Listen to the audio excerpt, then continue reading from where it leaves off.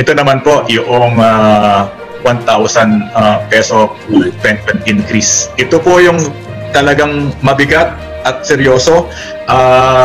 Hindi kaya ng pondo ng SSS kahit isama po yung mga tatanggapin nating contributions in the future. It will cost an additional payout of 47 billion. Yung valuation po namin, maaga kasi namin nakuha to. So merong mga ganitong panukala na before. But kahit 22 yan, the number still reasonably close to actual kahit gawin natin yan sa 2023. It's almost 50 billion additional pension benefits to be paid. And more importantly, the fund life will be shortened by 7 years, the full 7 years. That's a very significant shortening of the fund life. Yung nadadagdag sa unfunded liability, it will provide the second tranche of the 1,000 peso pension increase. That's around 1.5 trillion pesos po. This is the actuarial aspect.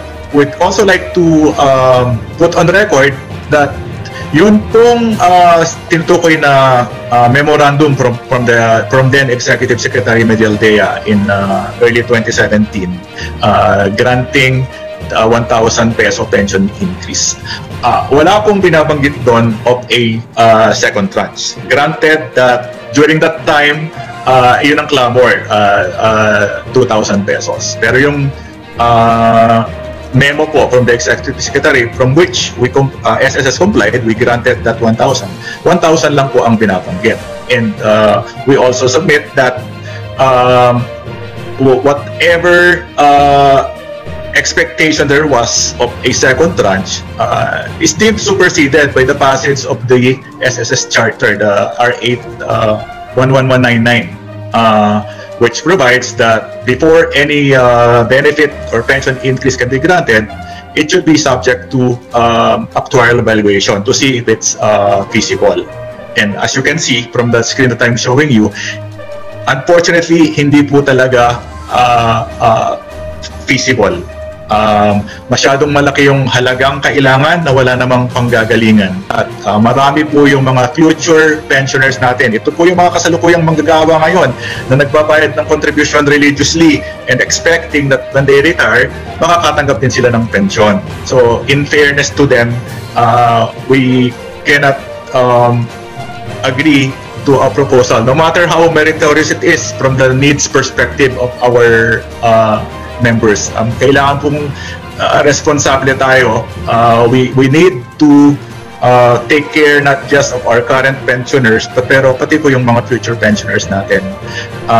Ito po yung sa House Joint Resolution asking for the release of the second tranche. Kung ito pa lang, nakikita nyo na kung gaano kalaki yung hit sa bottom line ng SSS Fund. Mas lalo na yung 2,000. Ito makikita nyo an across the board 2,000 peso pension increase will shorten the fund life by 12 years. It will increase the unfunded liability by almost 3 trillion pesos. This is not meant to mislead the public kasi ang laki-laki. Hindi naman yan biglang sisingilin yan bukas.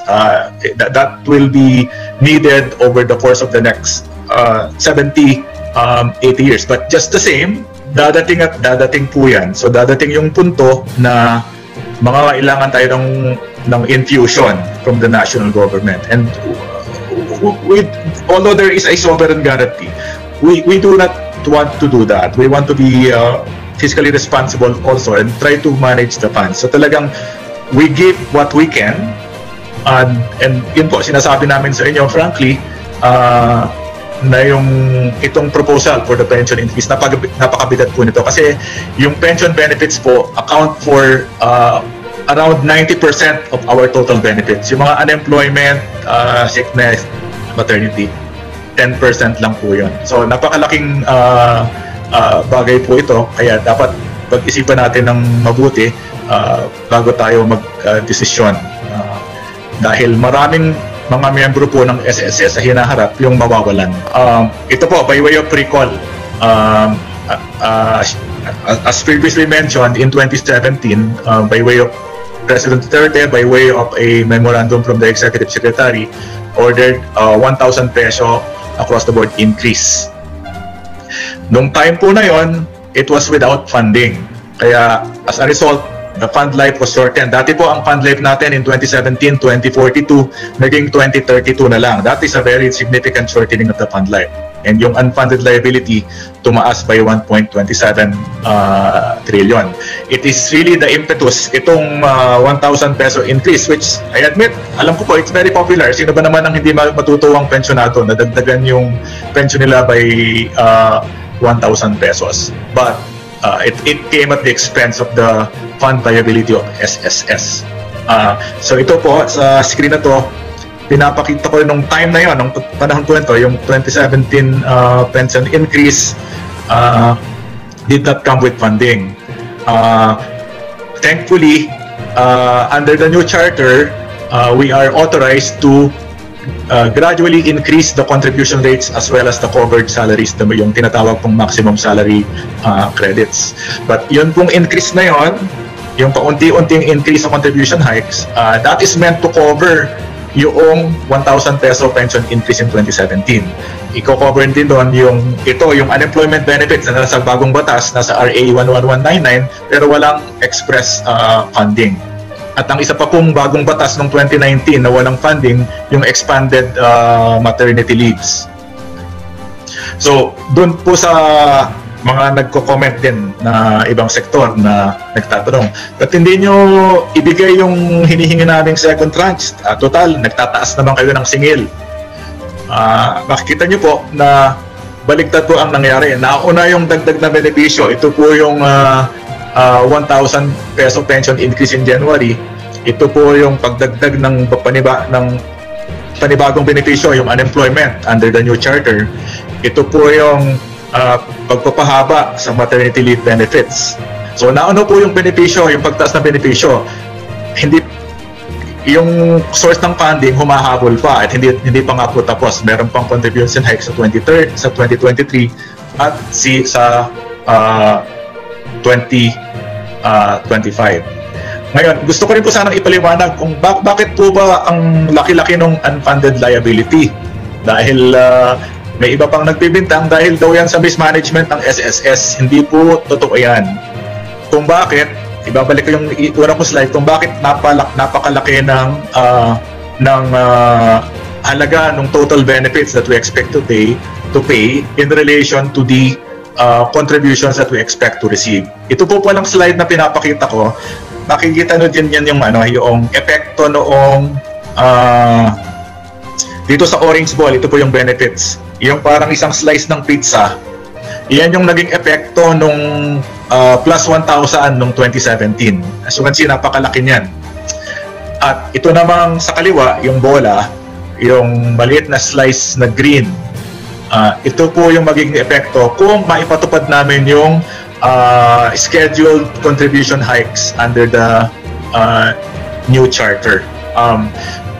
Siguro po, dyan muna po ako hinto. Just to summarize, again, hindi po kami tumatanggi o nagdi-disagree na doon sa kagustuhan o hiling ng mga miyembro ng SSS na sana tumaas ang pension nila o mga unemployment benefits sa mga nawalan ng trabaho. But unfortunately, nakikita niyo po sa mga pinakita ko, wala pong sapat na pondo. And wala rin naman pong pinanukala doon sa mga panukala, wala rin mga sinasabing mga pagkukunan ng pondo. At siguro po yung second important message na binanggit ko rin kanina, sana po maintindihan ng mga representante dito at sa mga kababayan natin na ang Social Security ay hindi dapat asahan bilang nag-iisang panggagalingan ng pondong kakailangan ninyo pag kayo ay nagretiro. Dapat po multi-pronged yan. May yung tinatawag na three-legged stool of retirement income. Attorney. Yeah po. Okay, so well taken, Attorney Cruz. To have order in this committee hearing, naitakil na rin Attorney Cruz yung ating second agenda. Yung ating second agenda, yung ating across the board increase in SSS monthly, yung 1,000. So I would like to ask Attorney Cruz, on your presentation, are you supporting this on the part of the SSS or not? Hindi po, we are not supporting the bills for reasons previously cited na hindi po kaya ng pondo. It would have a adverse effect on our future pensioners and future members po. Okay, kasi pinag-usapan lang natin dito yung amendment dun sa ating Section 14B ng ating SSS Act, eh hindi naman buong base ng lahat ng pensioner. Part lang ito, yun lang yung mga involuntary separation.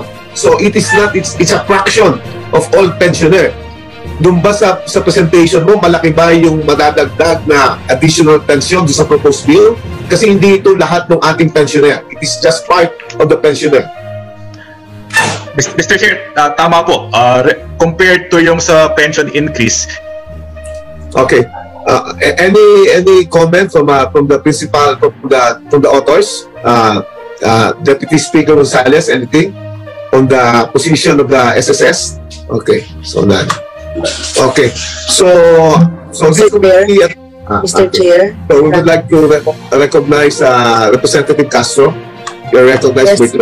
Mr. Chair, sa presentation ng SSS, nakakadismaya yung ating palang mga panukala ngayon ay talagang wala naman din palang mapupuntahan dito sa sinasabi ni Attorney Edgar Cruz na talagang yung ating mga pinapanukala natin. Ito nga, kagaya nga nasabi niyo, Mr. Chair, part lang naman ito, di ba, ng mga pensioner. Kami po sinusuportahan po natin ito, yung mga bills na pinail po ng ating mga colleagues. So, kailangan maging proactive din ang SSS natin, Mr. Chair. Kasi kung talagang sila po ay tagapangalaga ng mga benepisyo sa panahon hindi lang ng magre-retiro o magpe-pension, dapat meron din po silang kumbaga meron silang mga proposal na iba pa o naglalaan sila ng budget just in case may mga ganitong pangyayari sa kanilang mga member na talagang kailangan ng tulong sa SSS. Tignan nyo naman ngayon, Mr. Chair, parang pangsagot lang naman ito doon sa inflation. Diba? Talagang nakita naman natin yung sinasabi nila. Kaya na-discourage nila ako, sinasabi niya kanina, huwag lang asahan yung SSS na magsasagot doon sa inyong mga pangangailangan at very frank siya na sabihin nyo, okay lang po yun.